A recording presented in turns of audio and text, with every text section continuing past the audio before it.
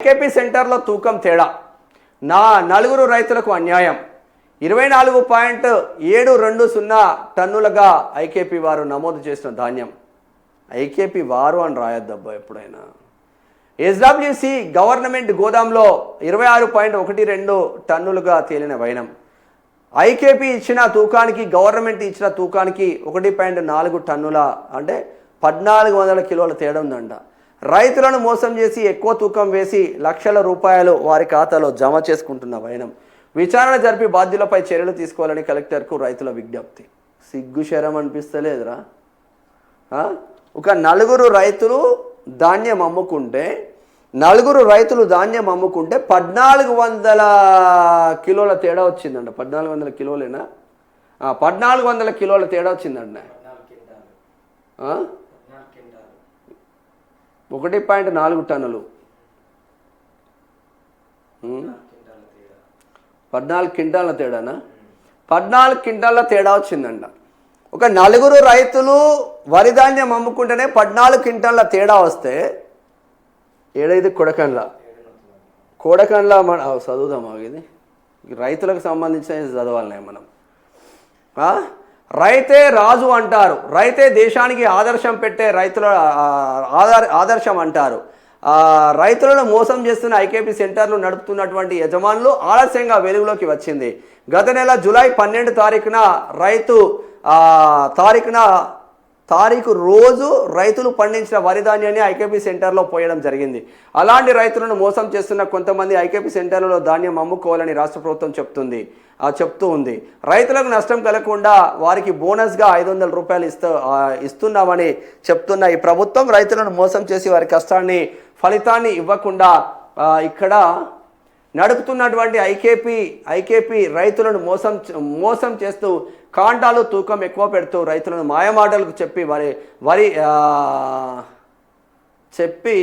వారి ధాన్యం బస్తాలను ధాన్యం బస్తాలను ఎక్కువ తూకం వేస్తూ వారి యొక్క బస్తాలను కూడా వారికి తెలియకుండానే ఎక్కువ బస్తాలు తూకం వేసి మీ బస్తాలు ఇంతే అని వారిని నమ్మబలుకుతూ లారీలో పంపడం జరుగుతుంది. రైతులు మండిపడుతున్నారు. జనగామ జిల్లా కొడకళ్ళ మండలం ఏడునూతల గ్రామంలో ఐకేపీ పేరు నవోదయ అంట ధాన్యం కొనుగోలు కేంద్రంలో తూకం విషయంలో జరిగిన వ్యత్యాసం రైతుల్లో ఆందోళనకు గురి చేస్తుంది. కొనుగోలు కేంద్రంలో నమోదైన ధాన్యం బరువును ప్రభుత్వ గోదాంలో నమోదైన బరువుకు మధ్య భారీ తేడా బయటపడడంతో రైతులు జిల్లా కలెక్టర్కు ఫిర్యాదు చేశారు. రైతులు తెలిపిన వివరాల ప్రకారం ఏడునూతల గ్రామానికి చెందిన 9 రైతులు ధాన్యాన్ని ఐకేపీ కొనుగోలు కేంద్రంలో తూకం వేయగా 24 టన్నుల 720 వచ్చినాయి అంటనే. గిడ చూడు గమ్మత్తు, రైతులను ఎంత మోసం చేస్తున్నారు గాడిద కొడుకులు. 9 రైతులే,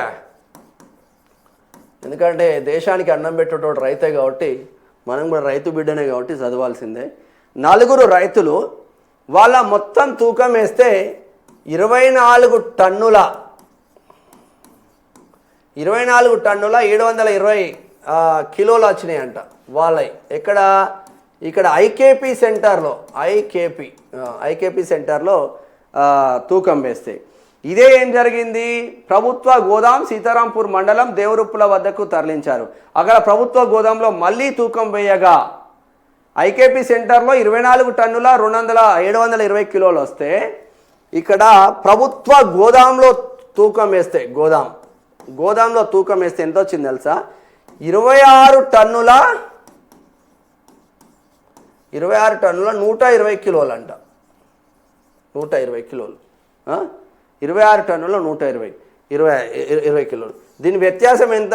1.4 టన్నులు. 1.4 టన్నుల వ్యత్యాసానికి గురైంది. మరి ఒక నలుగురు రైతులు మోసపోతేనే వాళ్ళు బయటపడితేనే 1.4 టన్నుల వ్యత్యాసం ధాన్యం మీరు తీసుకొని అప్పనంగా సంపాదించుకుంటుంటే తెలంగాణ రాష్ట్ర వ్యాప్తంగా ఏది ఉంటుంది? ఇది కొడకండ్ల మండలం పాలకుర్తి నియోజకవర్గం. ఇక్కడ ఏడునూతల గ్రామం. ఒక్క గ్రామంలో ఒక 4 రైతులు బయటపడితేనే ఇంత దారుణంగా ఉంటే ఆ గ్రామంలో ఉన్న రైతాంగం ఎంత మోసపోతున్నారు. ఏడునూతల గ్రామంలో, కొడకండ్ల మండలంలో ఉన్న రైతాంగం ఎంత మోసపోతున్నారు. ఈ రైతుల పేరు చెప్పి బిచ్చనా కొడుకులు బిచ్చగాళ్ళు ఎంత దొబ్బుకు తింటున్నారు అనేది ఇప్పుడు కావాలి. ఎందుకు రైతు సంఘాలల్లా మేము లీడర్లు కావాలి అనుకుంటున్నారు కొందరు.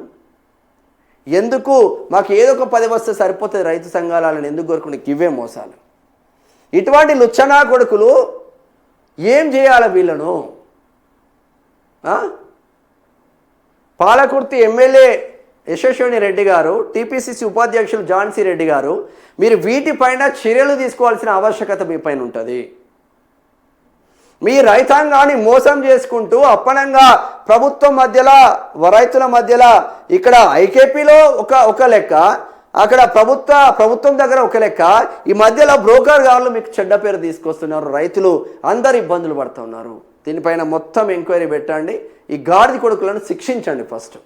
దుర్మార్గులు సిగ్గు శరం అనిపిస్తలేదురా? ఏ చెప్పుతో కొట్టాలరా మిమ్మల్ని? రైతులను మోసం చేస్తారా గాడిద కొడుకులారా?